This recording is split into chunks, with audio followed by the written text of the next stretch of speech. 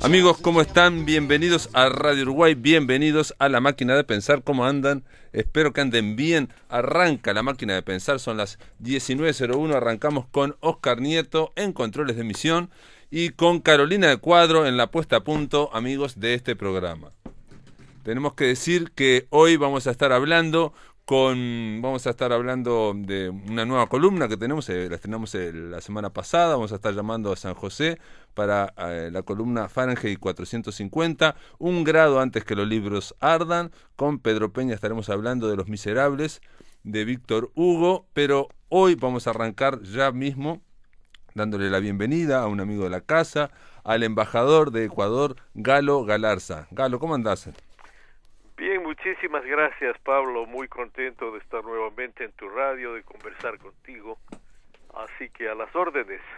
Galo Galarza, escritor, embajador de Ecuador. Él tuvo la gentileza de enviarnos aquí a La Máquina de Pensar un libro hermoso, un espejo en el tiempo, Borges en el Ecuador, a 40 años de su visita, 40 años de la visita que hizo Borges a Ecuador. Pero si te parece, Galo, antes de hablar vamos a hablar in extenso de este hermoso libro que me regalaste, hablar un poco también de la situación de Ecuador, ¿no? O sea, yo lo pensaba cuando pensaba que íbamos a conversar ahora, y digo, qué bárbaro, vamos a hablar con un ecuatoriano, un uruguayo y un ecuatoriano de un argentino. Eso es espectacular. No está mal, ¿eh? No está nada mal. Sí, muy bien. Y de alguna forma, nada, hablar un poco de la situación. Digo, todo el mundo estamos ahora en un momento de un problema que es mundial, digamos, quizás debe ser la primera vez que estamos todos afectados, y vemos en el mundo cómo lo estamos pasando. Y nos llegan noticias muy preocupantes, que creo que ahora están un poco mejor en Ecuador. Sí, bueno, mira, como tú señalas bien, Pablo, es una pandemia, su propio nombre lo señala, pues es una epidemia, una peste que afecta al mundo entero. Es la primera vez que se tiene un fenómeno de esta naturaleza, y con las consecuencias y las características que tiene. A muchos países nos sorprendió definitivamente, y a unos ha golpeado menos, a otros más, pero definitivamente los efectos fueron muy dramáticos. En Ecuador, sin duda que hemos tenido una situación muy dura, particularmente en la provincia del Guayas, en la ciudad de Guayaquil, que es nuestra ciudad más poblada, nuestro puerto principal. Allí como que se ensañó esta pandemia, ¿no? Vamos un poquito a tocar ese tema. Yo pensaba que lo ibas a tocar más tarde, cuando hablemos precisamente de Borges y de Guayaquil, y de su visita a Guayaquil, ¿no? Precisamente porque él escribió un cuento que se titula Guayaquil. Pero volviendo a tu pregunta, pues sí, sin duda que hemos tenido efectos muy duros, todavía no tan dramáticos ni graves como si tú comparas con las cifras de Europa, porque en Ecuador en este momento nosotros tenemos una cifra de 30.000 aproximadamente contagiados y de 2.000 muertos, que es una cifra altísima, pero si tú comparas con España son 30.000 muertos, 20.000 muertos, en Estados Unidos 82.000 muertos.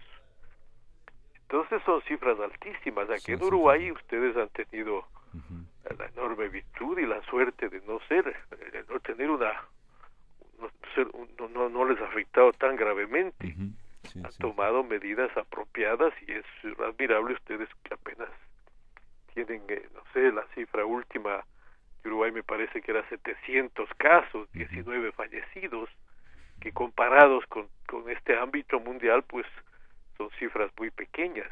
Claro. Sin embargo, como yo decía alguna otra ocasión, mira, cualquiera persona que muere, ya sea un uruguayo, un ecuatoriano, un español, un italiano, igual es una muerte que nos debe doler, que nos debe afectar. Exacto. Es una lucha de la humanidad entera contra un virus, contra un efecto devastador, tremendo. Alguien le compara casi como si hubiese caído una bomba de neutrones, ¿no? Que deja intactas las instalaciones, pero va matando al ser humano. Sí, sí, aparte es un problema, digamos, mundial, quizás, bueno, como lo estaba señalando, y en el cual no ha aparecido, digamos, una respuesta global, digamos, coordinada. Esa es la impresión que yo tengo. Yo no soy un especialista en esto, claramente, pero sí, que nos interpela en tanto humanidad. Incluso es una cosa lógica de que el virus no conoce fronteras, obviamente. Las fronteras son inventadas por nosotros, digamos, ¿no? Y me acuerdo, Borges, precisamente, del cual vamos a hablar, que es una fuente inagotable de sabiduría o de pensamiento profundo. Una vez, hablando de otro horror, estaba hablando de otro tipo de horror, decía que el horror, pero me hiciste acordar cuando hablaste de una muerte, ¿no? De que cualquier muerte es una muerte. Borges decía que el horror es cualitativo, no es cuantitativo. Así es. ¿No? Así es la verdad. Mira, es una cosa terrible. Ves imágenes de Guayaquil, y ves imágenes de Nueva York, y ves imágenes de Italia, y ves imágenes de España, y todas tienen ese mismo denominador común, el horror. Yo me habían pedido un artículo, una revista de literatura de Ecuador que tiene una periodicidad admirable, digo yo, porque sale con una regularidad casi matemática, y es una revista de muy buena calidad, que tiene el nombre de Rocinante, el caballo de Don Quijote, con el cual se sale a caminar por la literatura del mundo. Y allí me pedían un testimonio, y yo decía esto, que me decían, ¿qué libro está leyendo ahora? Les decía, mira, por una coincidencia había comenzado a leer la Divina Comedia de Dante Alighieri, la comedia llamada originalmente Comedia, después Divina, del Dante Alighieri. Y leyendo esas escenas espantosas del infierno, del limbo, decía yo en ese artículo, ese mismo infierno a lo mejor lo encuentras ahora mismo en las calles italianas por donde caminó Dante. Increíble, sí, un gran sufrimiento. La humanidad, mira, está teniendo un sufrimiento muy grande con esta pandemia, con esta epidemia, y efectos que no solo van a ser la pérdida lamentable y terrible de vidas humanas, sino que va a haber una consecuencia posterior muy dura, economías que se destruyen, empresas que se pierden, miles de personas que van al desempleo, de tal manera que es un momento muy difícil, muy duro para la humanidad. Además, digamos, nos cuestiona, digamos, y hasta ahora la humanidad estaba como en torno a dos, yo decía hace días, dos dioses, ¿no? La tecnología y la ciencia parecían que todo lo podían, y la tecnología y la ciencia ahora están recién reaccionando, pero lo primero que dijeron es: no sabemos qué pasó, esto no era previsto, no se tiene mucha idea, cuándo va a terminar, no sabe cuándo se va a terminar, qué va a pasar después. Entonces eso genera, alguien dijo, también genera un interés por la filosofía, por la reflexión. Todo cuestionamiento, toda gran crisis hace que alguien se pregunte por qué, para qué, y entonces eso también da paso a la reflexión, al cuestionamiento, a la poesía, a la literatura, al arte, ¿no? Eso que parece en principio tan poco práctico o inútil, ¿no? La vida práctica, se empiezan a buscar respuestas, ¿no? Digo, hay toda una... De hecho, empezamos a ver de nuevo algo que parecía imposible, a ver filósofos en las publicaciones europeas, por ejemplo, ¿no? Así es, mira, hay una gran reflexión en torno a este momento de la humanidad. Pero ahora que tú mencionas esto de la situación de encierro, de la situación de reflexión, yo me acordé mucho en estos días de ese famoso episodio de Lord Byron y sus amigos que sí, claro. Recordarás tú sí, sí. No sé, que me parece que era en el año 15, en el año 1800. Sí, 15 o 16, sí, por ahí, sí. Cuando se reúnen en esa casa frente al lago Lehmann, con un grupo de muy notables poetas, escritores, ¿no? Me acuerdo de John Polidori, de Percy Bysshe, de Mary Shelley, sobre todo, ¿no? Sí, ahí nació Frankenstein. Exactamente, que de esa reflexión, de ese terror, de ese miedo, surgen estos monstruos, surge el vampiro, surge Sí, Frankenstein. también, Frankenstein y vampiro. Y sí, Entonces, yo creo que después de esta situación de la pandemia en el mundo, no será de admirar que encontremos muchos libros, muchas reflexiones en torno a esto. sí, He leído muchos comentarios que han hecho reflexiones, incluso ya de mayor contenido, y libros de filósofos contemporáneos que hablan de este momento. exacto. Y hay otros que obviamente piensan que el mundo está viviendo en otras circunstancias un respiro, ¿no? Que un mundo que estaba,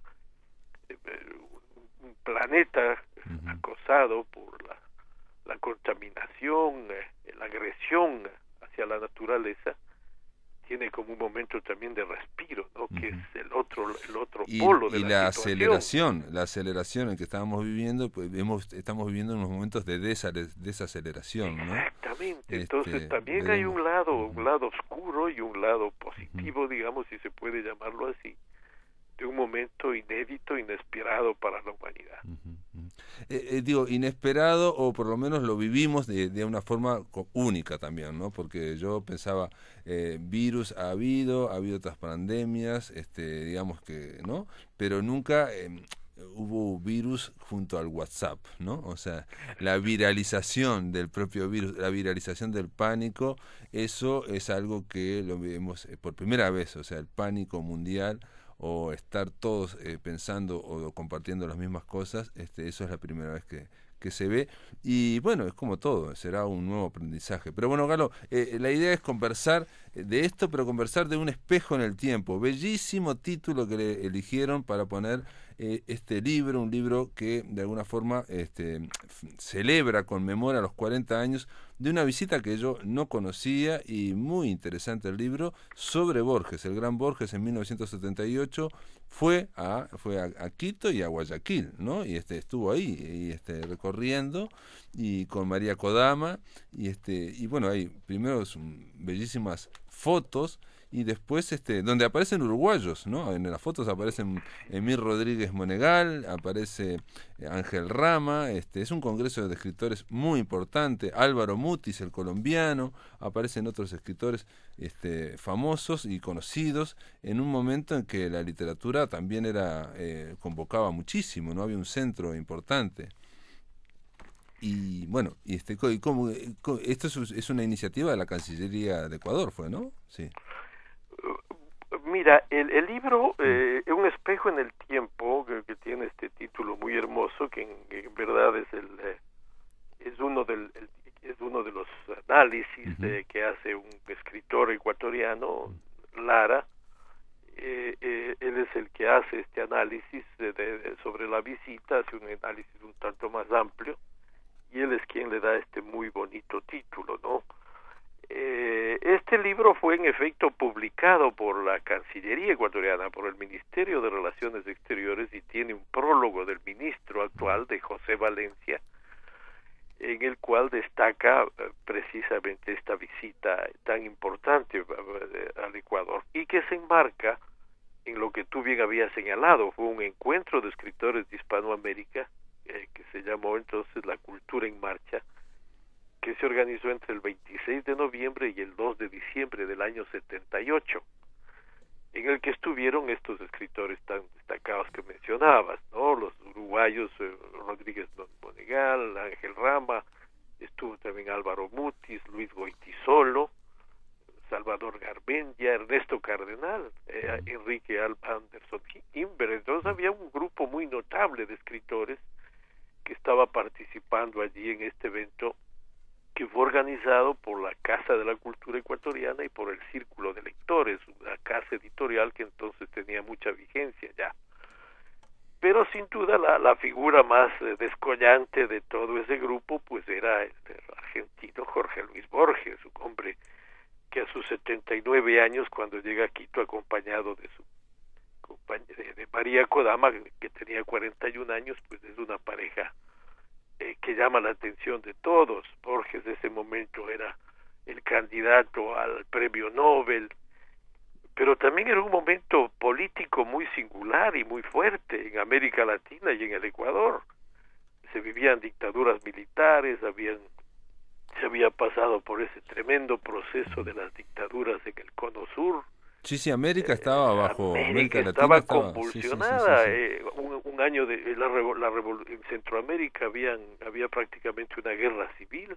No, y en América del Sur estábamos a un año de que triunfe la revolución sandinista en Nicaragua. Entonces, mira, había un ambiente de muchísima tensión.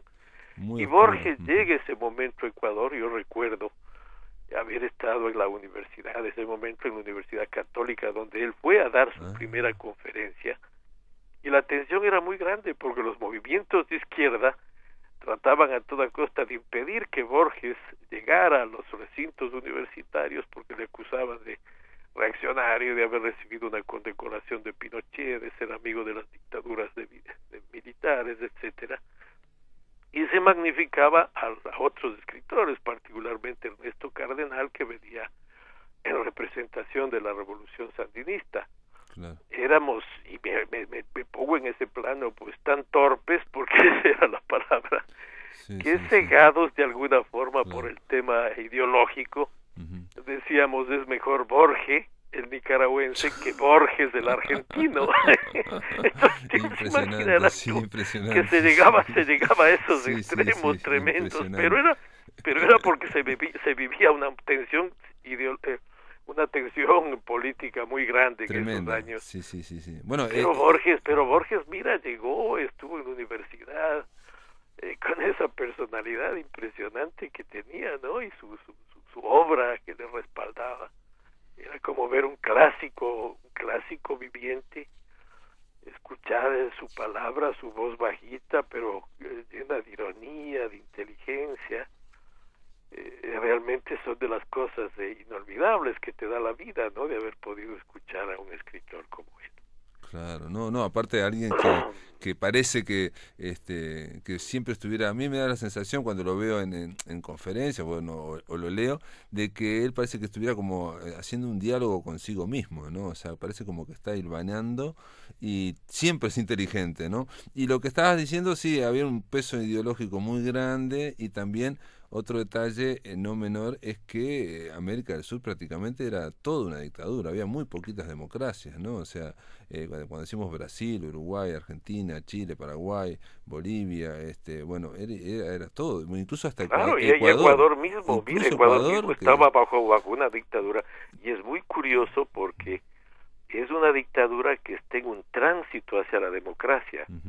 Este evento se realiza en diciembre del 78 y en mayo del 79 en Ecuador ya hay elecciones democráticas y es el primer país en volver a la democracia. Gana Jaime Roldós Aguilera, un candidato muy joven y que representa una tendencia socialdemócrata. Es decir, hay un cambio radical en ese momento en el Ecuador, y la presencia de estos escritores fue realmente como una especie de impulso a esas ideas, a esos entusiasmos, a esos ámbitos, a esos anhelos de democracia, de vivir nuevas etapas.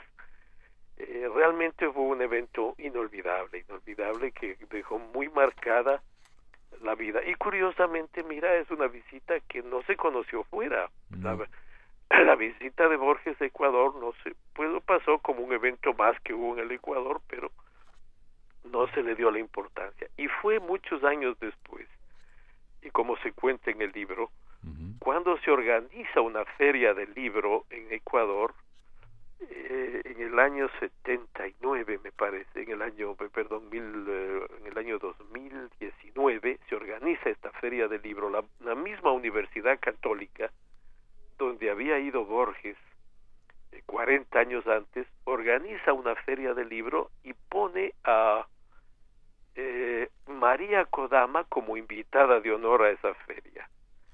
Y es así que ella va al Ecuador nuevamente 40 años después, y ahí se presenta dentro de este marco, de este escenario, este libro que recoge las fotografías que captó de la visita un fotógrafo chileno que vivió mucho tiempo en el Ecuador, Jorge Aravena, y que después se radicó en Alemania, y que ese archivo fotográfico lo tenía inédito, nunca lo había enseñado a nadie. Y cuando le presenta al editor del libro, al poeta y periodista, un destacado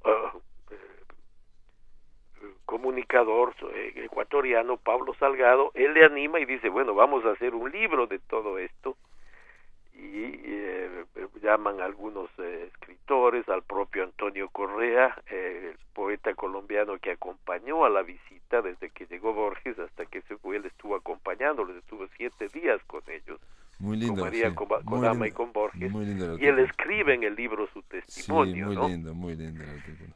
Así que es un libro muy bonito y que recoge, pues sin duda, un momento muy importante para la cultura, para ese contacto con la literatura, que fue para el Ecuador tener esos escritores tan notables y tener a Borges, que 8 años después murió en Ginebra, ¿no? Como sí, es increíble porque leyendo aquí, él aparece muy vital, muy ágil, y le quedaban 8 años de vida y ya había escrito toda su obra. En un momento leo en el libro, dice, hay un estudiante que le pregunta, maestro, a Borges, ¿qué diferencia siente usted cuando escribe en español o en inglés?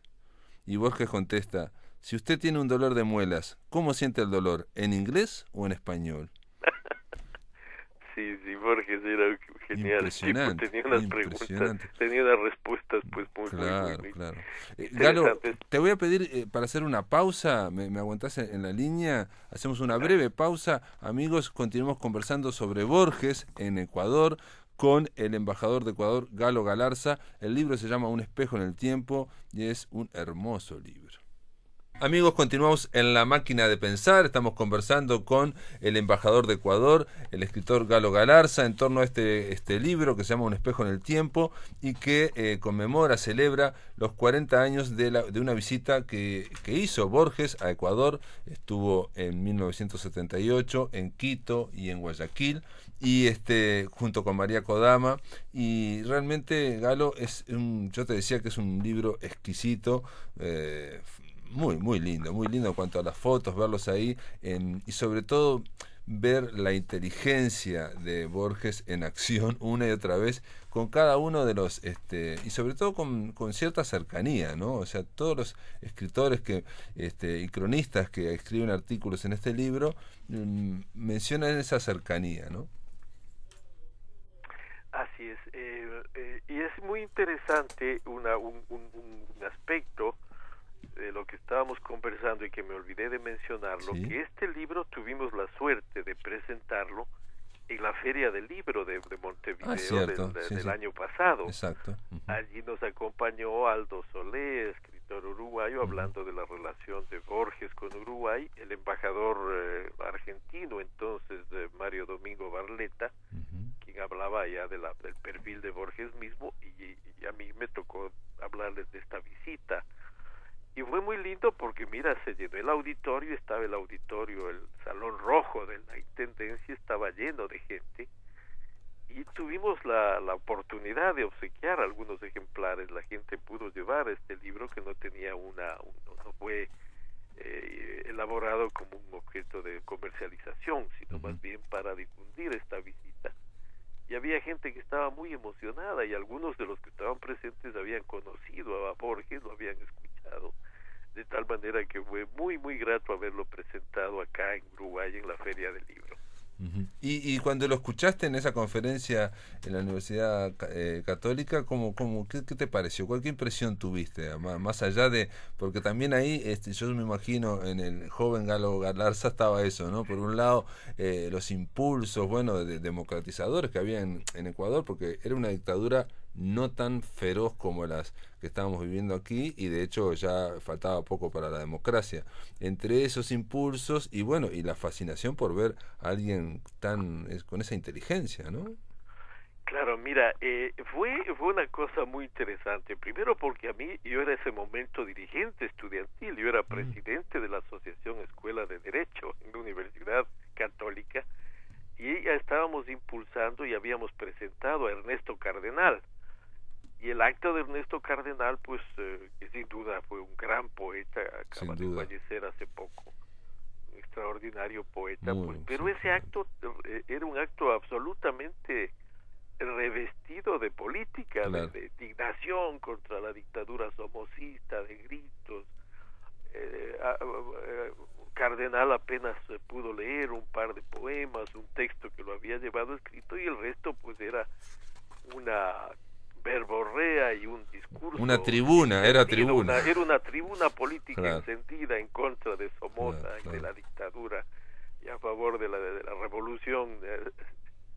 Y en cambio, por el otro costado, el acto de Borges era que casi íbamos allí como clandestinos, ¿no? Los que habíamos organizado el otro acto, íbamos de clandestinos, pero de manera referencial porque habíamos tenido la suerte de leer su obra, de leer parte de su obra o buena parte de su obra, sus cuentos, sus relatos, su poesía, sus ensayos, particularmente sus relatos, ¿no?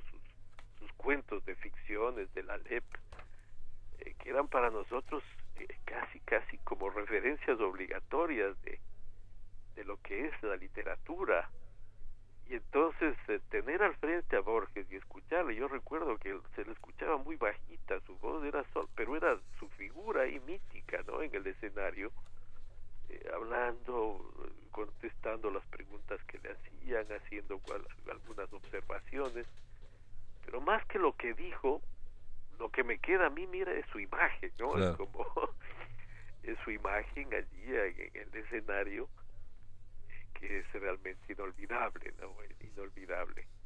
Yo he estado tentado siempre a escribir, y espero hacerlo algún momento antes de que pierda la memoria, de contar esa etapa y comparar esas dos presencias, ¿no? La de Cardenal por un lado y la de Borges en el otro, que fueron sin duda dos extraordinarios escritores de nuestra América Latina, pero con dos visiones completamente opuestas. El uno sacerdote revolucionario, el otro Sí. agnóstico y Agnóstico. genial escritor. Él llega a decir, digamos, cuando le dicen de que almorzó con Videla, bueno, es que dice, sí, había almorzado una vez con Videla, había cenado, digamos, con Sábato, y él dice, pero ellos son católicos, ¿no? Por los dictadores, ¿no? Por Videla. Claro, y yo soy claro. agnóstico. Exacto. Y además otra cosa, Borges se decía anarquista, pues, ¿no? Y entonces Bueno, pero ese sí. era el otro contraste que había de su figura, porque Sí. era un hombre que hacía muchas bromas también, ¿no? Sí.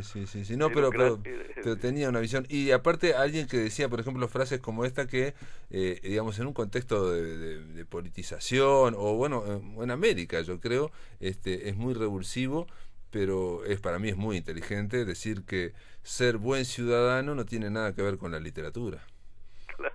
Y Es, otra es cosa claro, que porque uno decía, puede ser un genial escritor y no un buen ciudadano, y viceversa, puede ser un buen ciudadano y ser un mediocre escritor, ¿no? Es tremendo cuando te dicen eso y te das cuenta que que vas poniendo cosas juntas que no van, no es un misterio. sin duda.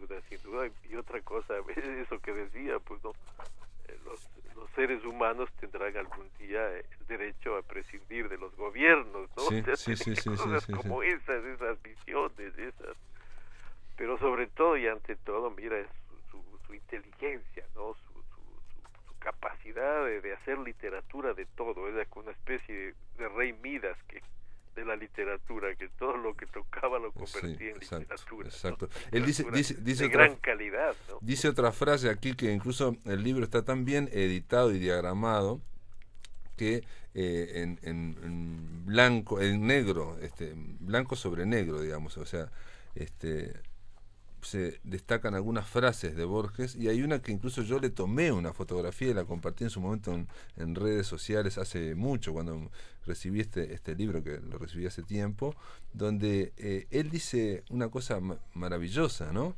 El autor, el escritor, es dueño de la fábula, pero no de su moraleja, no de la moraleja. La moraleja corresponde al lector. Exacto. Y mira, hay frases tan hermosas que también se reproducen en el libro, pues, ¿no? Somos nuestra memoria, somos ese museo quimérico de formas cambiantes, de ese montón de espejos rotos. Era un hombre extraordinario, Borges, ¿no? Sin duda que de los grandes autores que ha dado la literatura del mundo, no solo Sí, de acuerdo. Pero no estaría mal que escribieras eso, Galo, estoy pensando, porque Ernesto Cardenal y Borges son como dos polos de la poesía americana también, ¿no? Latinoamericana, y lo bueno, o digamos, la complejidad de todo es no caer en que haya un polo negativo y un polo positivo, un polo bueno, un blanco y negro, ¿no? Lo brillante es eso, ¿no? Que muestra la complejidad de América y de la literatura, en realidad, ¿no? De la literatura, ¿no? Yo creo que estaría muy bueno que escribieras esa experiencia que tuviste. Vamos a hacerlo, vamos a Porque, hacerlo. Es un compromiso que adquiero bueno, con la máquina de muy pensar. bien, así, públicamente. Con muchos oyentes que serán testigos de ello. Te emplazamos públicamente, Galo Muy Galarza, porque son formas de recuperar momentos. Primero que esas temperaturas ahora no se sienten así, y esa vinculación de la alta literatura con que es algo muy latinoamericano, ¿no? O sea, nuestra historia sudamericana y latinoamericana es que los intelectuales siempre tuvieron, los escritores, vinculados a la política, ¿no? Y Borges, precisamente, una de las cosas que consiguió una gran libertad fue sacarse eso, ¿no? O sea, si bien estuvo también en su juventud antiperonista, en fin, y bueno, siempre se desmarcó incluso, me parece, Borges, de la Guerra Fría, que era lo que estaba también en ese momento en todo el mundo, ¿no? Tenía esa capacidad, ¿no? Esa capacidad un poco anarquizante, si se quiere.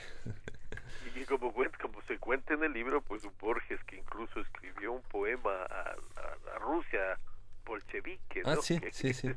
En el libro se cuenta, hay una anécdota de que Borges tiene un poema en su juventud, es cierto, que está mencionado allí. Es cierto, sí. Pero mira, que en efecto se fue como desmarcando, y ante todo lo que hizo fue culto a la palabra, un elaborador precioso de cada palabra. Esa increíble capacidad de oralmente, voy a leer una breve anécdota, que es lo que tendrías que escribir vos de tu recuerdo. Le dice así: pregunté a Borges, le dice este escritor, ¿cómo está Adolfo Bioy Casares? Y Borges respondió, desde que está durmiendo en el suelo. Y entonces ahí se sorprendieron todos y tuvo que aclarar, es que tiene problemas en la columna vertebral. Claro. Y los estaba llevando este escritor ecuatoriano hacia, para ver el abrazo de Bolívar y de una estatua de San Martín y Bolívar. Pero se pierden en la calle de Guayaquil, y entonces le dice, no señor, usted va hacia el cementerio, y dice este escritor, ubicado, al fin continuamos en la dirección correcta. Los perros aullaban lastimeramente a lo largo del malecón. Íbamos caminando, Borges se detuvo y exclamó, ¡ah, los perros, tan ajenos a toda filología! Sí. Es una cosa muy interesante, mira, y qué bueno que se menciona ahora esa visita, porque yo creo que sí, que Guayaquil merece un recuerdo especial, este momento, un homenaje especial por el padecimiento que ha tenido, por lo que ha sufrido su población. La mayor parte de los muertos registrados por el coronavirus se reportan desde Guayaquil. Hubo escenas muy fuertes, verdadero descontrol. El gobierno tuvo que hacer un esfuerzo, el gobierno nacional y el local, esfuerzos muy grandes para tratar de contener, y por suerte ahora esa situación de alguna forma está controlada, pero los efectos que dejó, pues sin duda quedarán marcados. Yo reproduje en ese portal de Facebook, que ahora nos sirve para sacar algunas cosas, un testimonio que dieron algunos escritores guayaquileños sobre ese momento que vivieron, y es verdaderamente desgarrador, Por eso, qué bueno que ahora mencionamos esa visita de Borges como un homenaje a Guayaquil. Primero porque él escribió un cuento que se llama precisamente Guayaquil. Sí, se llama Guayaquil. Que está en el informe de Brody. En el informe de Brody del año 70. Sí. Ahí es cuando está ese cuento, está publicado ese cuento, que no habla de Guayaquil, no habla de Guayaquil, sino que habla de un momento que es el encuentro entre Simón Bolívar y San Martín. Sí, sí. Es un encuentro que se da en esa ciudad en un momento crucial de la independencia de América, y es allí, en una conversación privada que tienen Bolívar y San Martín, donde se decide de alguna forma la independencia, porque Sí, San sí, de Martín americana. regresa a Argentina, Claro. y Bolívar prácticamente constituye lo que se conocerá más tarde como la Gran Colombia, en la cual Guayaquil se incorpora y es parte del actual territorio de la República del Ecuador. Uh-huh. Pero Borges utiliza ese encuentro de los dos libertadores, de Bolívar y San Martín, para elaborar un cuento sobre la búsqueda de una carta supuestamente que Bolívar dejó inédita, en la cual se develaría el misterio de qué es lo que hablaron los dos, claro, y por qué San Martín decidió regresar. No, y a partir de ahí San Martín se va también, ¿no? O sea, Bolívar queda como digamos, el capitán ¿no? Como el líder de la Revolución Americana. Y aquí dice, por ejemplo, en Guayaquil están viendo la estatua donde se está San Martín y Bolívar, y entonces Borges ya era de noche, Borges veía, bueno, era ciego, veía muy poquito, y este escritor le va diciendo cómo es la estatua, y dice de repente, en el abrazo, Borges, no se tocan. Y entonces Borges eso le gustó y dijo, comentó, es el abrazo más mentiroso de la historia.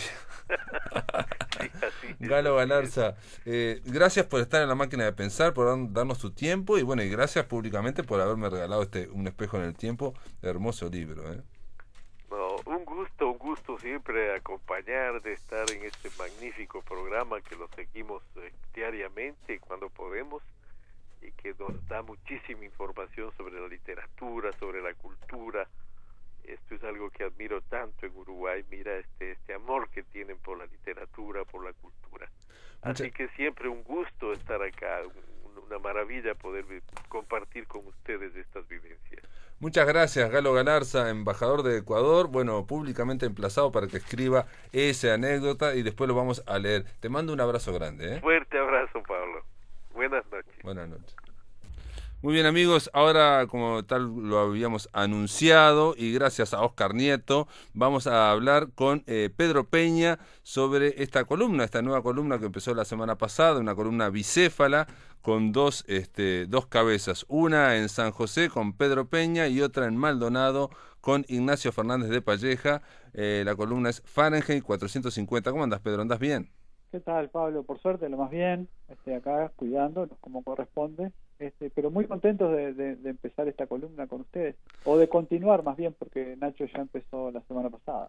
De continuar, sí, porque es una columna bicéfala, pero la idea es hablar, bueno, de literatura que normalmente no se habla. Anunciaste para hoy hablar de nada menos que Los Miserables, de Víctor Hugo.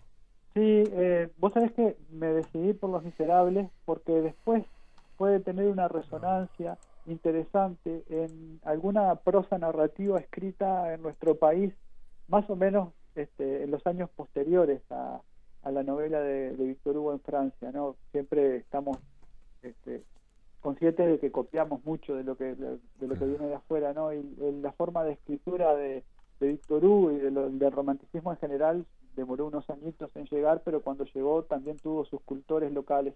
Entonces, digo, bueno, vamos a empezar por Los Miserables, que es un libro además que casi nadie lee, porque además hay casi nadie lee. A ver, este libro está lejos de fundirse, digamos, en el fuego, lejos de llegar al grado 451 de Fahrenheit y quemarse, porque es un libro que tiene una vida en el mundo académico muy vigente, es decir, es un libro que se va a seguir leyendo siempre, es al nivel de las obras literarias como El Quijote, o como Crimen y Castigo, o como La Divina Comedia, ¿no? Estamos hablando de una novela, o Moby Dick, ¿no? Algunos de estas novelas emblemáticas de una época, y que además son el tiempo ya ha pasado sobre ellas y han probado su validez de clásico. Claro. Pero, claro, no quiere decir que la gente, el público común y corriente las lee, ¿no? Generalmente se conoce la historia de Los Miserables a través de las distintas películas que ha habido en en distintas épocas del cine Sí, incluso. sí, últimamente no, el musical también, ¿no? O sea, Y también el musical ujú, con Hugh Jackman, por ejemplo, ujú, que muy entretenidos, muy bonitos.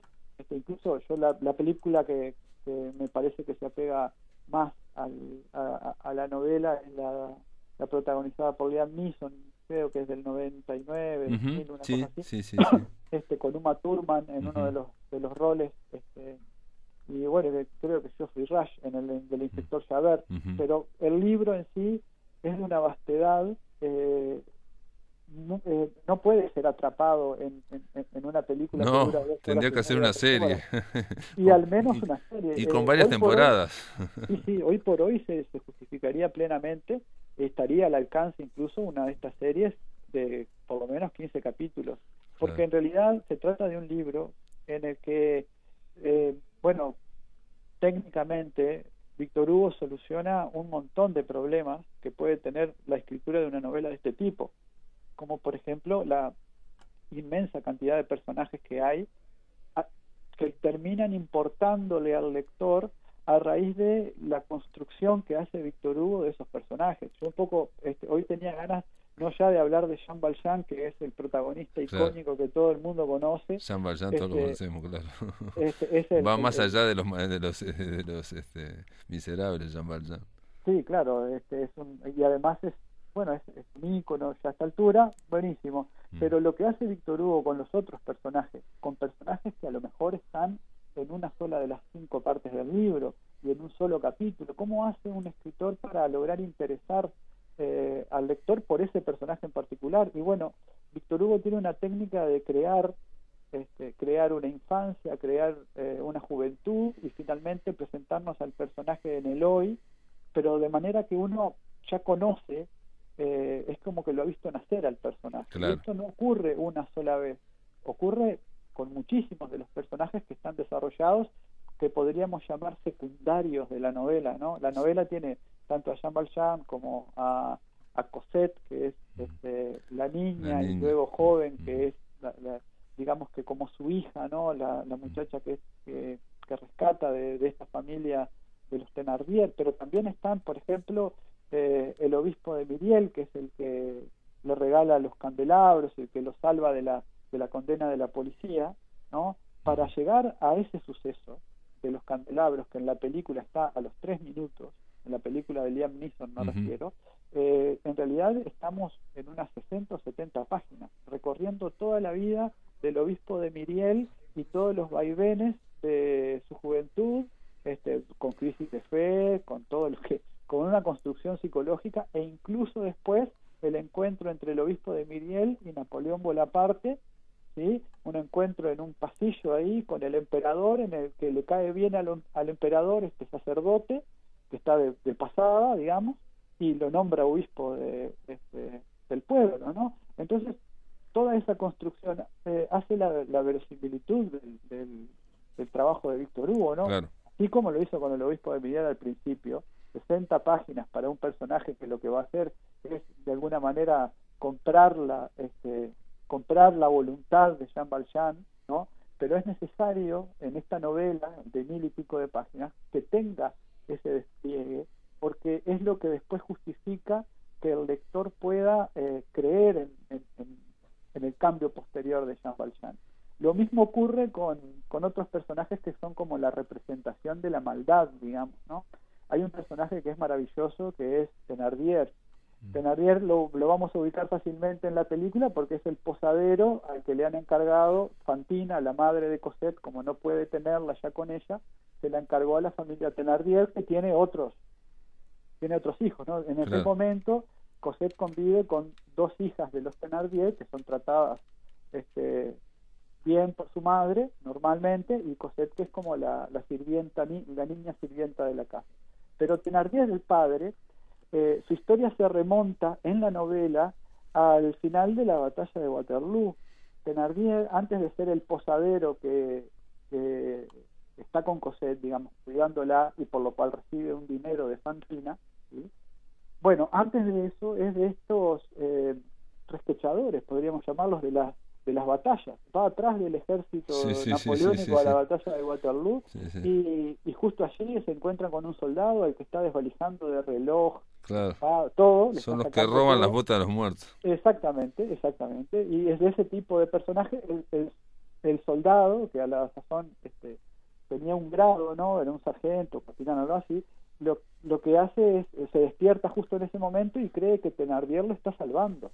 Le pregunta su nombre, Thénardier lo arrastra unos pasos ahí como para desvalijarlo mejor, y el hombre cree que con ese arrastrarlo unos metros lo salvó de la embestida de los ingleses. Entonces vemos cómo, y además esto que te estoy contando no lo cuenta Víctor Hugo de forma lineal, sino que nos presenta a Thénardier maltratando a Cosette, pero luego nos lo lleva al pasado, ¿no? De manera que hay como todo el tiempo un juego de vaivén temporal, que ya esto en el Quijote 200 años antes pero Pedro, se me ocurre escuchándote que no es solamente toda esta información, no solamente estos desarrollos de estos personajes que son secundarios y a veces podría decirse hasta terciarios en algunos casos, para generar ese fresco social y para que para dar ese movimiento social histórico y para darle a la historia más vuelo, sino que te pregunto, porque eso lo puede hacer también alguno de estos bestsellers de 1000 páginas que hablan sobre, no sé, cómo se construye una catedral o algo así, digamos, ¿no? Se da esa información, pero me parece que aquí también hay intensidad para contar, ¿no? Sí. Hay unos, por ejemplo, en esto de la intensidad y por tomarte el concepto, hay algunos pasajes que son como de aventura y vértigo, ¿no? Justamente la batalla de Waterloo, cuando está descrita en la segunda parte de la novela, hay varios capítulos que lo único que hacen es ver el desarrollo de la batalla de Waterloo, que es importante para lo que va a haber, para lo que tiene que ver con uno de los personajes, y con el personaje de Marius, el joven que se enamora de Cosette, cuyo padre es ese soldado rescatado, digamos, ¿no? Por Thénardier. Pero para llegar a ese punto, antes se pasó por toda la batalla, y la narración de la batalla es la narración de una película que la miraríamos hoy enloquecidos, porque es vertiginoso realmente, pero no es el único momento. También hay una trampa que le tienden a Jean Valjean, el mismo Thénardier, en la que, por ejemplo, contrata a otros 4 maleantes de París, y hay una descripción incluso de la jerga en la que hablan estos maleantes, una jerga totalmente distinta al francés coloquial, digamos, ¿no? Es una lengua específica de los maleantes, y en esa descripción incluso hay conceptos de lingüística bastante modernos, como Víctor Hugo, que uno identifica plenamente al autor con el narrador en este caso, ¿no? Porque el mismo juega. Pero el narrador va y viene, también entra y sale. Yo te comentaba del ensayo de Vargas Llosa, y él, una de las cosas que le fascina es eso, como entra y sale y va opinando, ¿no? Sí, va opinando, y uno ve a Víctor Hugo, que es el narrador. Cuando él dice, el que escribe esta historia, el que presenció tal escena, es él, evidentemente, que está ahí. Y lo que dice Víctor Hugo es, hay algunos que se molestarán por incluir estos términos y estas palabras que incluiré en esta obra, pero hay que incluirlas y hay que estudiar la forma en la que se habla. Claro, porque y aparte el narrador está como fascinado de su propia narración, es como si la historia estuviera fuera, ¿no? Y le estuviera diciendo, mira esto, es espectacular. Sí, en ese y sentido todo está en su imaginación. Es el primer convencido de la historia. Exacto. Sí, a tal punto, tanto era su grado de convencimiento de lo que había hecho era una obra magistral, que llegado el momento del lanzamiento, él tuvo también él diseñó su propia campaña publicitaria, digamos, ¿no? Y Víctor Hugo dijo, impresionante, bueno, Víctor Hugo. Sí, bueno, es el héroe de Francia, ¿no? Ese es el eh, escritor francés, Víctor Hugo, ¿no? sí, a mí la verdad que este tipo de figuras tan señeras no terminan de caerme del todo, ¿no? O sea, son grandes nombres. Yo me acuerdo de la literatura. de la película de Truffaut, Historia de Adela H., que Adela H. es de Adela de Hugo, la hija de, ¿no? Y comienza Claro. en cámara lenta, digamos, la filmación del entierro de Víctor Hugo, donde hay 500.000 o 1.000.000 de parisinos que van atrás del No, féretro. impresionante, es un héroe realmente. A la vez, en esta novela, uno de los puntos altos y uno de Un minuto las nos cosas, quedan, ¿eh? Un minuto nos una queda. cosa que rescato así, Ujú. lo último, es todo lo que tiene que ver con las consideraciones de compromiso social, ¿no? Ujú. Digamos, esta obra es una obra hija de su época y es una obra que reivindica a los pobres, ¿no? Ujú. A los pobres, a la educación para los pobres, a tener en cuenta todo un segmento de la sociedad que evidentemente tras la industrialización, bueno, la situación de la mujer, ¿no? La pena de muerte, son todas cosas contra las que Víctor Hugo se pronuncia en contra, siempre con argumentos muy pesados y clarísimos, ¿no? Ujú, ujú. Entonces me parece que estaba linda para empezar con esto. Para empezar con Fahrenheit 450, un grado antes que los libros ardan. Pedro Peña, gracias por estar en la máquina de pensar y Bueno, gracias por gracias. atraernos Los Miserables. Bueno, muy bien, Pablo. Nos estamos viendo prontamente y bueno, veremos qué ecos tuvo esto en nuestro país. Veremos, amigos, se terminó la máquina de pensar. Mañana a partir de las 19 horas vamos a estar conversando con Gerardo Mantero, director de la revista La Pupila, que acaba de salir y que por el tema de la pandemia va a estar, ya está puesta en línea, ya está a nivel digital. Y también vamos a estar conversando con Wilmar Umpierres, El vuelo del cuervo, nos va a traer la serie belga de Dag El Día. Gran serie que no pudimos hablar la semana pasada, pero mañana, amigos, es una promesa, vamos a estar hablando aquí en la máquina de pensar. Que lo pasen muy bien.